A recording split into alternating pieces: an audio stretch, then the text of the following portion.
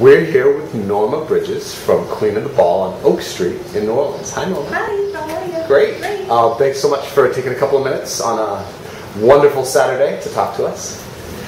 So, as I described, I'll ask you a few questions, and if you'd like to answer them or not answer them in any way that you like, you go right ahead.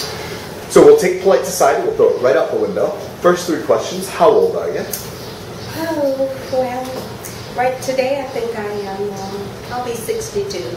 You are not. Yeah, actually I am. You look fantastic. Thank you. And how about political orientation? Do you have one of those? Yeah, I'm Democrat. Democrat. Mm-hmm. And how about religion or religious affiliation?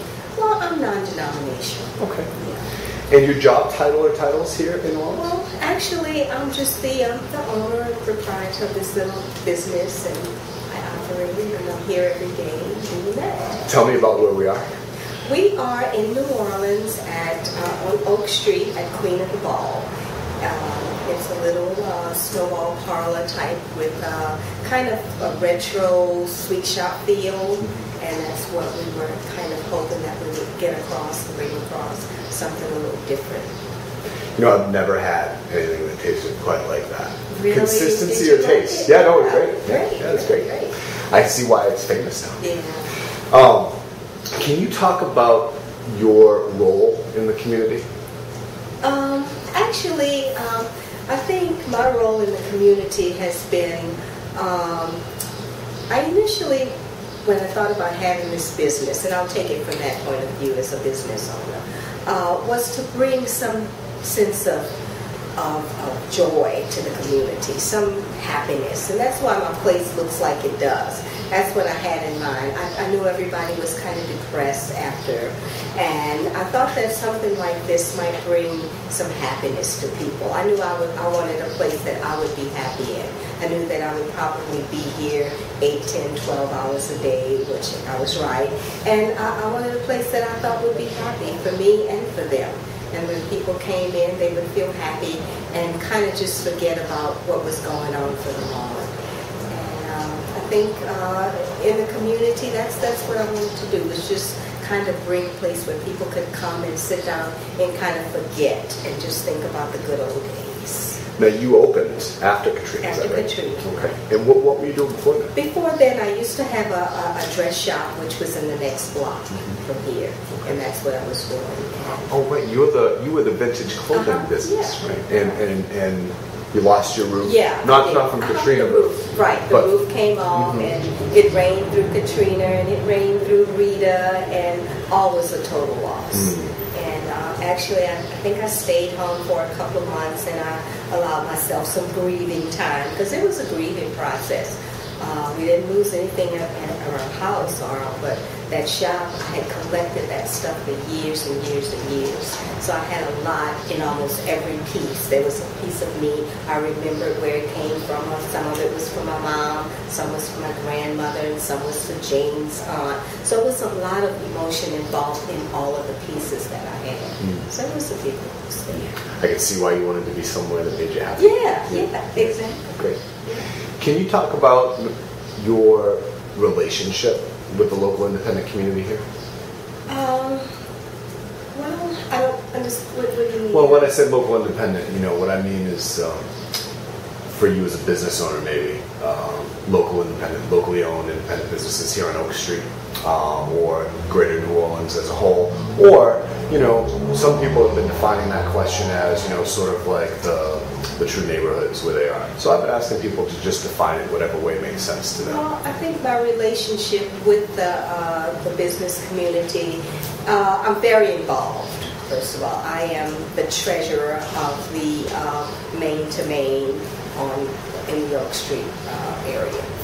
And I don't think I've ever missed maybe a meeting in 3 years that we've had the organization. I think being involved, being in the know, just giving of yourself, and I can remember even before we were Main to Main, I can remember Dana and Marilyn and a bunch of us, we had shovels and brooms and stuff, and we were actually physically cleaning the street, just coming, this was after Katrina, just sweeping up and picking up and pulling grass and just trying to make it more of a place that people would want to come to and make it inviting. And I'm just always involved. Wherever there's a need, I try to fit in. Do you think that that's almost a metaphor for the way that the businesses on Oak Street interact with the community? I think it is. I really do. And I think everybody on Oak Street has that same feel, that same sense of pride and ownership. We feel like, we own this area. Not only do I work on this street, but I live on the next street. So it's a sense of pride, that we have in this little small area. Great. Next one's kind of fun. If the local independent community in New Orleans were an animal, what animal would it be and why? I think it would be probably a little chihuahua. Small but powerful. We're a small group, but we have a lot going on. I mean, when we speak, people hear. We're like E.F. Hutton, they say.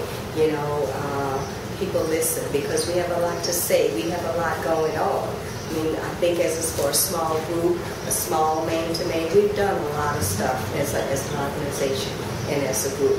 So I think, we would be just a little small chihuahua making a little noise and doing more. Great, great. Just a couple more. Mm-hmm.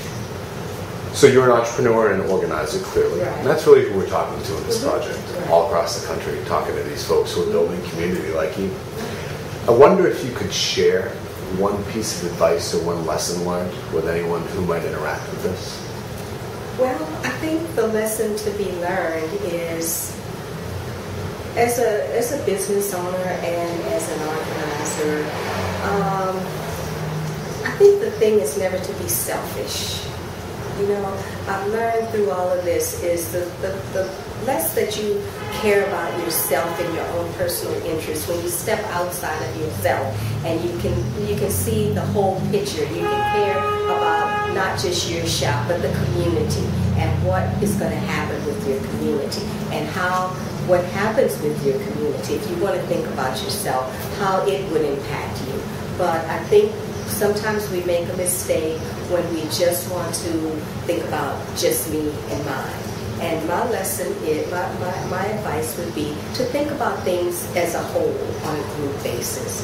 Or, just think outside of the box and not just in your own little shell. And I think that makes for a good relationship with people. You feel good about yourself and you just want to give more, when you're not just thinking about what's best for you, what's best for everybody.